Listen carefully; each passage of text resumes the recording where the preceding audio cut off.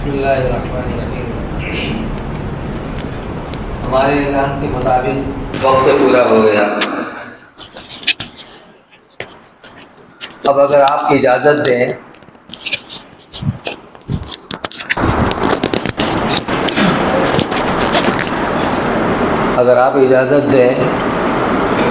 تو انتہائی اہم گفتگو چل رہی تھی، نتیجے کے طور پر آخری بات عرض کر کے دعا کرا دی جائے، اور اگر اجازت نہیں ہے دعا کرا دیں جیسا بس مختصر میں۔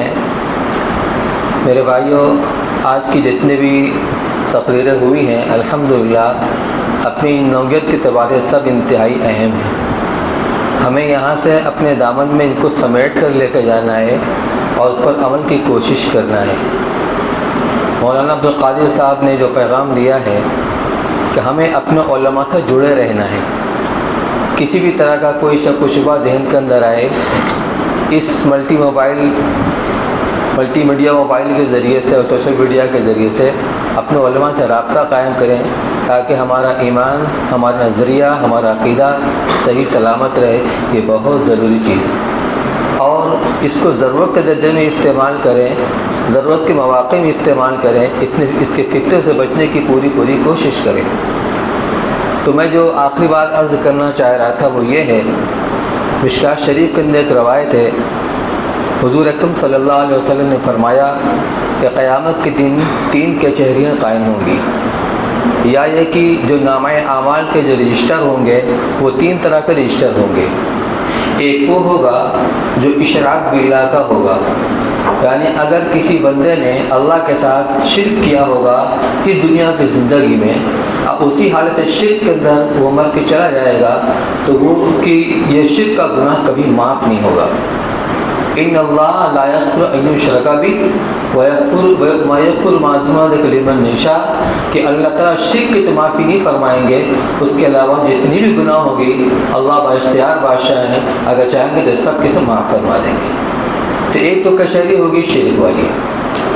دوسری کچہری وہ ہوگی جس کے اندر حقوق اللہ کا معاملہ آئے گا کہ فیما بینی وبین اللہ اس کے بندے کے درمیان میں جو اللہ کے حقوق ہیں، جو اس بندے نے اپنے فرائض، اپنے واجبات کو ادا کرنے میں کوتاہیاں کی ہیں، جو اللہ کے حکم عدولیاں کی ہیں، نافرمانیاں کی ہیں، اللہ اگر چاہیں گے اپنے فضل سے سب معاف فرما دیں گے، اللہ کسی کی کوئی پرواہ نہیں ہوگی، اللہ کے چاہنے کے اوپر ہے۔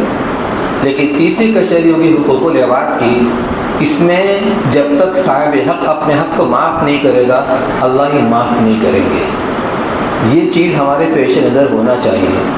اسی صفحے کے اندر ایک روایت ہے، رسول اللہ صلی اللہ علیہ وسلم نے فرمایا من کانت مظلمۃ لاخیہ او شیء فلیتحللہ اليوم، کہ جس شخص کے اوپر کوئی اپنے بھائی کی طرف سے اس کو کوئی ظلم کیا، کوئی مالی حق ہے یا اس کو زبانی تکلیف پہنچائی، ایذا رسانی، کسی بھی طرح کی کوئی تکلیف، خلاصہ یہ ہے کہ حق العباد کے لائن سے اوپر کوئی حق آ رہا ہے جو قیامت کے دن اس کو دینا ضروری ہو جائے گا، تو آج ہی اس کو حلال کرا لے، یعنی اگر اس کو تکلیف پہنچائی ہے، اس کے اوپر کوئی تہمت لگائی ہے، اس سے غیبت کی ہے، تو اس سے ملاقات کر کے معاف کرا لے، اور کوئی اگر ایسا حق ہے مالی تو اس کو دے کر کے اپنے معاملے کو صاف کرا لے، قبل اس سے کہ وہ دن آئے جس دن نہ دینار ہوگا نہ درہم ہوگا، روپیہ پیسہ کچھ نہیں ہوگا، وہ دن تبادلہ نیکیوں سے ہوگا۔ میرے بھائیوں، جو ہم اللہ کی توفیق سے ٹوٹا پھوٹا عمل ہم کر رہے ہیں اللہ اسے قبول فرما لے تو وہاں مقبول نیکیاں دی جائیں گی، یعنی ایک دانق جو درہم کا چھٹا حصہ ہوتا ہے، اس ایک دانے کے بدلے میں 700 مقبول نیکیاں دی جائیں گی۔ اگر یہ چیز ہمارے پیش نظر ہوگی تو ہم 100 بار سوچیں گے۔ کسی آدمی کا حق دباتے ہوئے، کسی کا حق مارتے ہوئے ہم 100 بار 1000 بار سوچیں گے۔ اس لیے یہاں کا جو پیغام وہ یہی ہے، ہم ایک طرف حقوق اللہ کو پورا کرنے کا اہتمام کریں، اس سے گناہوں سے، اس کی معصیت سے، حکم عدولی سے بچنے کا پورا اہتمام کریں، دوسری طرف حقوق العباد ہے اس کو ادا کرنے کا پورا اہتمام کریں۔ دعا فرما۔ اللهم صل على سيدنا وشفيعنا ونبينا مولانا محمد وبارك وسلم۔ يا رب صل وسلم دائما أبدا على حبيبك خير الخلق كلهم۔ يا أرحم الراحمين، ظلمنا أنفسنا وإن لم تغفر لنا وترحمنا لنكونن من الخاسرين۔ رب اغفر وارحم وأنت خير الراحمين۔ اللهم إنك عفو كريم رحيم تحب العفو فاعف عنا يا كريم۔ لا إله إلا الله الحليم الكريم، سبحان الله رب العرش العظيم، الحمد لله رب العالمين۔ نسألك موجبات رحمتك وعزائم مغفرتك والعصمة من كل ذنب والغنيمة من كل بر والسلامة من كل إثم۔ لا تدع لنا ذنبا إلا غفرته، ولا هما إلا فرجته، ولا كرب إلا نفسته، ولا ضرا إلا كشفته، ولا دين إلا أتيته، ولا مريضا إلا شفيته وعافيته، ولا حاجة من حوائج الدنيا والآخرة إلا قضيتها ويسرتها يا أرحم الراحمين يا أكرم الأكرمين۔ رب اغفر وارحم وأنت خير الراحمين۔ الہ العالمین ہم سب کے گناہوں کو معاف فرما۔ یا اللہ ہم تیرے بندے ہیں، اے اللہ اگرچہ گندے ہیں، اے اللہ قصوروار ہیں، خطا کار ہیں، گناہ گار ہیں، پر تیری رحمت کو امیدوار ہیں۔